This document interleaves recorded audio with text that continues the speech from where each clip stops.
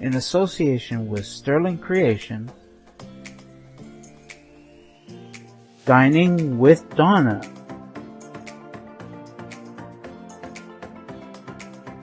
Sponsored by VIP Tech.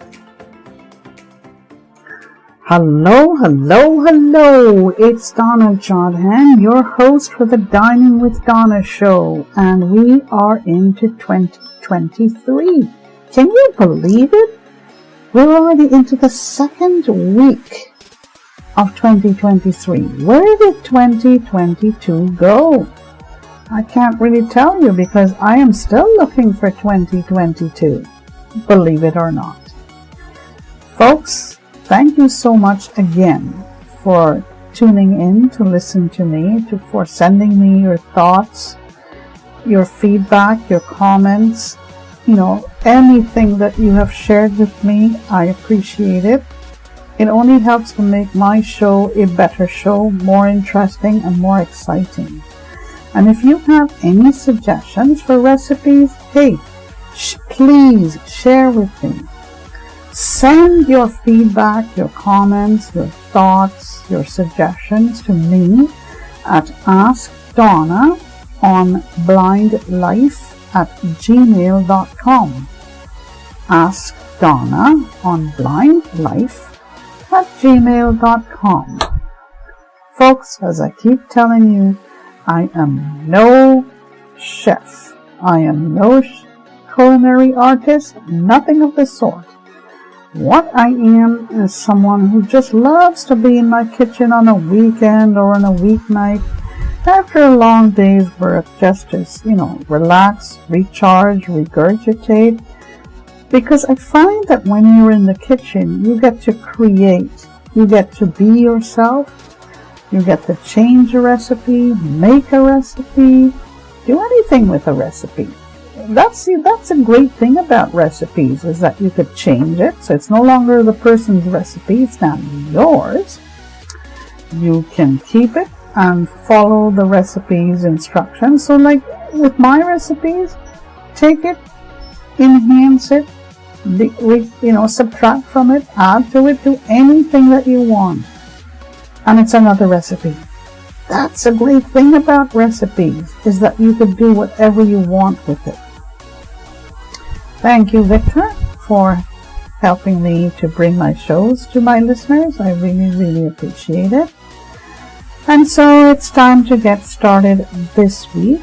As I said last week, the theme for January from me are skillets. And I chose skillets because skillets are the one thing that I really believe could be classified as comfort foods. They're easy to make. They go down easily into the tummy. They're warm, comforting, delicious, yummy. They taste good. And they go a long way. If you live on your own and you make a skillet recipe, you can always store the rest of it for another day in your fridge. It goes a long way. Or if you have a family will enjoy it, and it also covers the tummies of your family members, because skillets have an interesting way of, they can be stretched. Okay? Goodo. For this week, we're going to have a skillet of chicken couscous. And I want to share with you that up until about maybe a few months ago, I was not a great fan of couscous.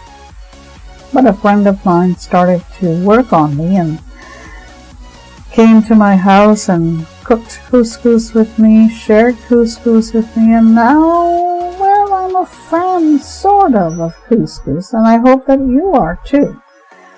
So let's get going on this. Here are the implements or tools that you would need to start with. Measuring spoons, which you almost always need in your kitchen. A sharp paring or chef's knife. You must have this in your kitchen. Okay? A can opener, whether it's battery operated, or manually operated or electrically operated. As I say, I prefer the manual one, but I always have a battery operated one on hand as well. These can openers are easy to find in any kitchen store or at your home hardware store. My favorite, again, measuring cups. You must have these in your kitchen as well. Okay? A skillet. Of course you need your skillet. You need a kitchen fork. I think these forks are, the prongs on these forks are thicker and longer than the normal table fork. Okay? And my favorite, paper towels. Alright? Here are the ingredients that you are going to need for this week. Okay? 1 tablespoon of olive oil. 8 ounces of boneless, skinless chicken. And usually you can use your chicken breast to get your 8 ounces, or you may also use boneless, skinless chicken tenders. Okay? For this one, we're going to use chicken breasts, and you have to, or you will need to cut these chicken breasts into 1-inch cubes, okay? For medium-sized zucchinis, slice them, okay? Slice them not too thick, not too thin, just right, okay?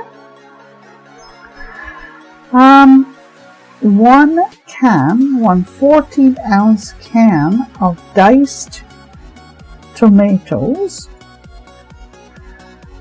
another can, about 14 ounces, of reduced chicken sodium broth. Okay, so these two 14 ounces cans of tomatoes and reduced chicken sodium broth. Okay. 1 teaspoon of dried Italian seasoning. Okay, 1 teaspoon of dried Italian seasoning. Okay, 1 cup of uncooked whole wheat couscous. Okay, so are you ready to cook? Let's go. Heat your oil in your skillet over medium-high heat.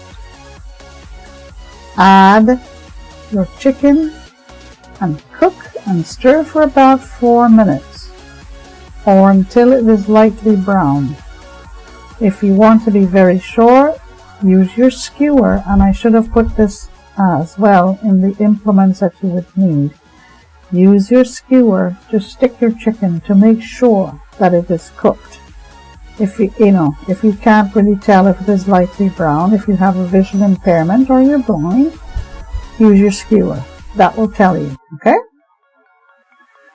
Add your zucchini, your tomatoes, your broth, and your Italian seasoning, okay, to this mixture. And then you simmer over your low heat for about 15 minutes, okay? You have to keep stirring occasionally. Make sure that everybody or every ingredient in your skillet is all mixed in with each other. Remove from heat after about 15 minutes, and then you stir in your couscous. Cover and let stand for about 7 minutes. So after your first set of mixture is all cooked for about 15 minutes, you remove from your heat, stir in your couscous, and you then let stand for about 7 minutes. Okay? Fluff all of this with your fork, your kitchen fork. This makes for serving. Folks, I recently tried this and I really, really, really enjoyed it. I really, really liked it. Okay? I hope you try it. I hope you like it. It smells yummy and delicious, you know. Give it a try. Right then, so let's see what I have for you for this week as a little parting tip.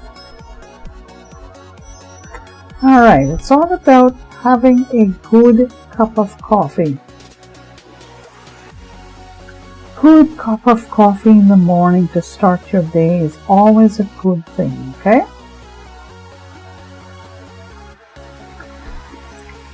Okay, if you are brewing coffee, put in 1 pinch of salt in the basket to remove any sort of bitter taste or anything like that.